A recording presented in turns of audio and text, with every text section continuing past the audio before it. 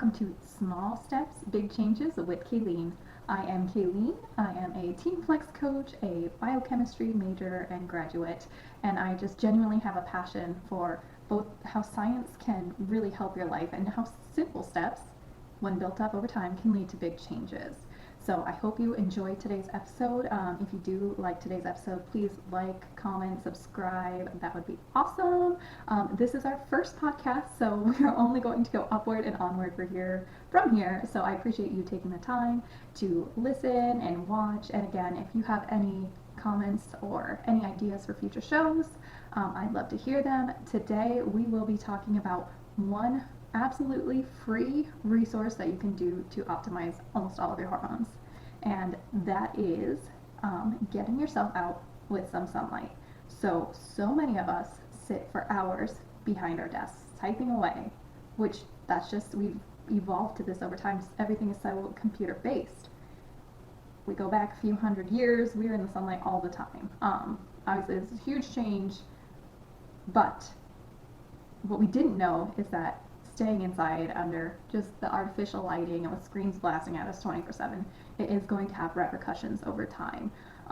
So the first thing is that going out into your morning daylight is awesome, because this is going to help regulate and set your circadian rhythm. Almost everybody knows what circadian rhythm is. It's your natural body's clock. Now, if we are not getting that early morning light and we're blasting ourselves with screens all day, our body is getting mixed signals. It is not knowing when the day is starting, when the day is ending. So getting outside in those first early morning light, especially here in Arizona, it gets hot very quickly. So getting out right when I wake up at 5 a.m. now, and so it's the sun is out then. So take 10-15 minute walk, just get that sunlight in, or even just if you're working from home, especially take your laptop outside and just get some sun while you're doing your little morning check-in or whatever, and that will help you greatly. You'll notice almost immediately your sleep will improve. So many of us that sit behind screens every day, I mean, I coach a lot of people, I constantly have, I'm having sleeping problems, and this is the first thing I say to them: get early morning light, and of course wear those blue blockers. We'll talk about blue blockers in a different episode, but yes, so that is the first thing that you can do to help with your sleep, and that we all know that sleep is so important to get our hormones regulated. And we'll go into that much deeper on another episode.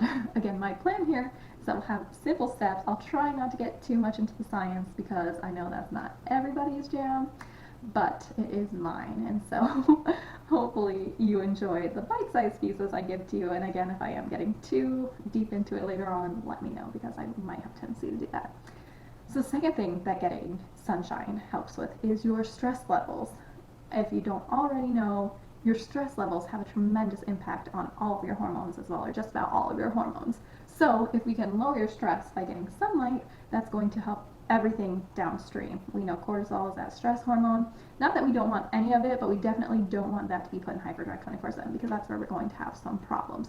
So getting out into the sunlight has shown to reduce stress in humans, which is great. Who doesn't want less stress? I know I could always use some less stress in my life. Another thing that sunlight does is boost your natural serotonin. So, again, with the sunlight in the morning, it helps with the melatonin too, which is helpful for sleep protection, but I'm going backwards. Anyway, serotonin is useful. It's like our happy internal drug, and it can come naturally by getting sunlight, or help with it if you're suffering from depression. So I know a lot of us that live in the colder northern parts that don't get much sunlight, get seasonal effects of not having sunlight, which sucks, and there are ways to remedy that with different lights here and there. But obviously getting out in the sun is the best way to get the nutrients and the hormone regulation with the serotonin. So again, 15-minute walk outside, 15 minutes doing your work outside, even 15 minutes during your lunch break, getting that in, helpful with your mood.